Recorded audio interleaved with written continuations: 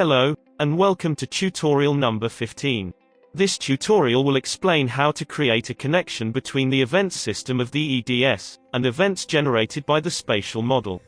After going over this tutorial, you will understand the type of events generated by the spatial model and how these events are exported to the EDS system. Let's start by looking at the events system of the spatial model. From the main screen of the spatial model, go to the tab labeled Alarms and Reports. The radio button on the left of the screen enables to select between three different data times: current alarms, historical alarms, and aggregate alarm reports. Let's start by selecting current alarms. When you click the refresh button, the system will display the alarms currently alive in the system.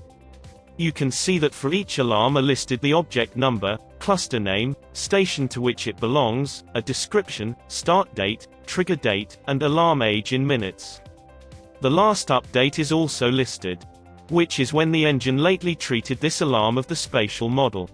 Alarms in the spatial model may be of 5 different types. The 5 types are listed above.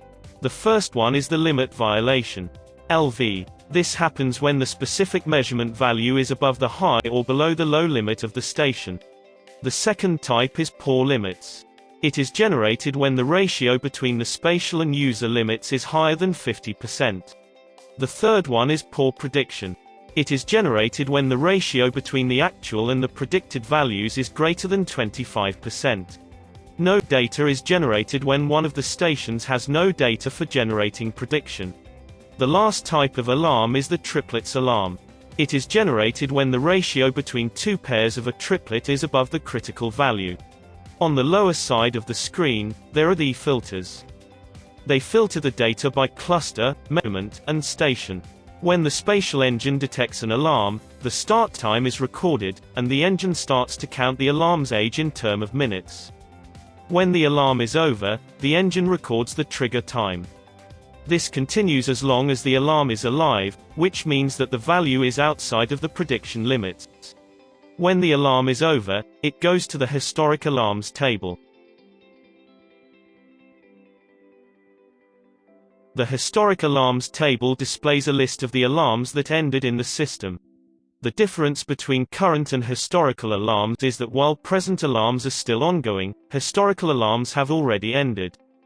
To see the historic alarm, you need to set a start and end date for the list. Once you selected a period and clicked refresh, you will get a list of all the historical alarms within that period and the filters defined below. Let's see how to connect alarms from the spatial model to the EDS mechanism of events management. To do so, we have to go back to the EDS system, and let's take an example of a station connected to the spatial model and go to the detectors panels. In there you will find a detector with an alarm type, Spatial Link DIF. When you double-click this alarm, you see the definition of the Spatial Link DIF. It contains the detector type, the detector key, which is the measurement, related to the alarm, and the rest settings are same for the rest of the detectors in the system. Once you define these fields, the EDS event system will start to monitor the alarms of this specific object in the spatial model, and whenever there is an alarm in the spatial model, it will import it into the EDS events system.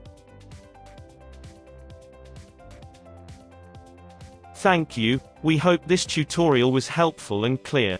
For more details, please go to our website.